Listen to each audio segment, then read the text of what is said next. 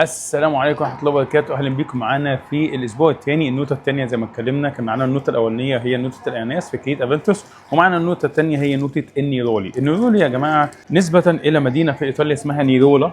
دي كانت الاميره بتاعتها كانت بتستخلص زهر البرتقال والمر، او النوته بتاعتها العطر بتاعه، وكانت بتعطر بيه القفازات الجلديه، وكانت بتعطر بيه القصر، وكانت بتعطر بيه الهدوم، لدرجه حتى كانوا بيعطروا بيه الحمامات. عطر النيرولي او نوته النيرولي بتستخرج من زهره البرتقال المر.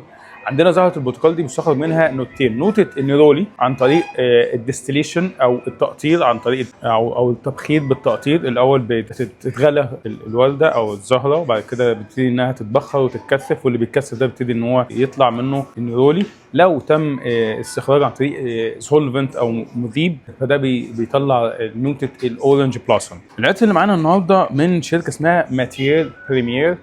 المعنى الحرفي ليها هي رو ماتيريال او المواد الاوليه. العطار او صاحب الشركه مؤسس الشركه اسمه اوريليان جيتشول. فكره الشركه ان هو اي عطر بيشتغل عليه ان هو بيجيب لك نوته اساسيه بيقدمها لك اوفر دوز، وكل النوتات اللي حواليها بتخدم عليها عشان تطلع بس النوته دي. فاي نوته موجوده حواليها موجوده بس عشان تقويها، موجوده عشان تدعمها، موجوده عشان تحميها انها تروح للنوته ثانيه او يتغير الريحه بتاعتها، مش عشان يطلعوا الاثنين مع بعض حاجه مشتركه او ريحه جديده. لا، هو بيطلع النوته نفسها اللي هو قصده عليها. العطر اللي معانا النهارده اسمه نيرولي اورانجي او نيرولي اورينجر. هو جايب النيرولي من لبنان، جايب زهره الاورنج بلاسم من تونس، وجايب البرغموث من ايطاليا. كل ده عشان يطلع النيرولي. طيب تعالوا نجرب مع بعض. انا اول مره اجربها، ما جربتهاش قبل كده خالص، اجربها معاكم لاول مره. ومعانا عينه. العينه دي قد ايه؟ 2 مللي ولا مللي ونص؟ العينه دي مللي ونص. انا متحمس جدا للعطر ده ان هو بيتقال عليه كلام كتير قوي ان هو حلو جميل، فخلونا نجرب مع بعض. بسم الله.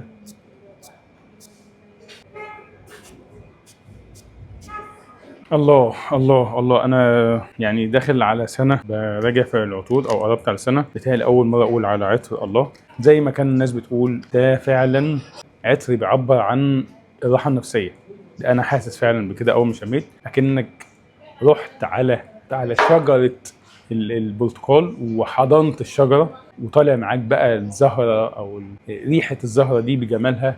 ده زجاجة دواء، مش زجاجة عطر. تخيل كده ان انت سافرت عشان تقضي شهر العسل، بعد ما خلصت الفرح بتاعك على طول سافرت بالليل ايطاليا في مدينه نيرولي او مدينه نيرولا. وصلت متاخر فنمت، صحيت بدري خالص قبل ما الشمس تطلع، او الشمس طلعت بس لسه الفطار في الفندق ما فتحش. فانت نزلت كده تتمشى مع زوجتك وانت لابس القميص الابيض والشورت الابيض كده، وتتمشى انتوا الاثنين على البحر، شامين نسيم كده، البحر خفيف، الشمس طالعه بس مش حاميه، لسه يعني دافيه كده، لسه حنينه، مفيش الجو دافي ولكن مش حار. اتمشيت كده على البحر، اتمشى في نسيم جميل لشجر البرتقال حواليك، وبعدين لقيت كده في حد كده، انت عارف ان هو بيبقوا على الشط بيبقى فيه تعريشه كده والناس بتقدم عصاير فريش، ووقفت بقى عشان تشرب عصير. ده مش برتقال، ده مانجا، بس انت بتشرب عصير برتقال. صراحه في منتهى الجمال. مش محتاج اقول نوتات العطر، انت فعلا هتحس ان انت بتتجول في حديقة فندق 7 نجوم على شاطئ من شواطئ إيطاليا. ده كان يكفي جدا على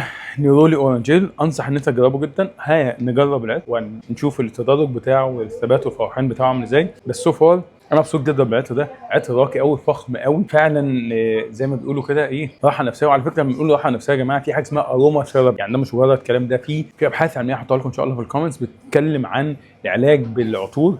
من انجح الحاجات دي طبعا عشان نكون صريحين اللافندر. بعديه على طول في دراسات عملوها على تاثير نقطه النيرولي او زهره البرتقال على علاج الاكتئاب وتغيير الحاله النفسيه، واستخدامه في غرف الانتظار قبل العمليات زي عمليات الولاده مثلا، وقد ايه الضغط فيها بيكون كبير جدا. فانت متخيل احنا بنتكلم عن حاجه ليها تاثير نفسي علمي ثبت علميا. احنا مش بنتكلم بس في احساس انا حاسس بيه، لا ده في ابحاث علميه ذكرت ده، مواقع زي باب ميد او ساينس دايركت. هحط لكم اللينكات دي كلها. عطر رائع رائع رائع، يعني يو كانت جيت انف فعلا، كأنك ماشي في بهو فندق 5 7 نجوم. اشكركم جدا على المتابعه. ان شاء الله هنجربه، واستنوا الاسبوع الجاي ان شاء الله نتكلم في المراجعه النهائيه لهذا العطر. وان شاء الله كمان هنتكلم في النوته الجديده الثالثه اللي هتكون معانا هي نوته الشاي، ورابع نوته هتكون معانا نوته الفج او التين. 4 نوتات الشهر ده من اجمل النوتات، ان شاء الله يعجبوكم. ما تنساش تعمل لايك للفيديو اللي فعلا بيساعد، واكتب لنا لو انت جربت اي عطر نيرولي او اي عطر بيتكلم عن نوته زهره البرتقال. شكرا والسلام عليكم ورحمه الله.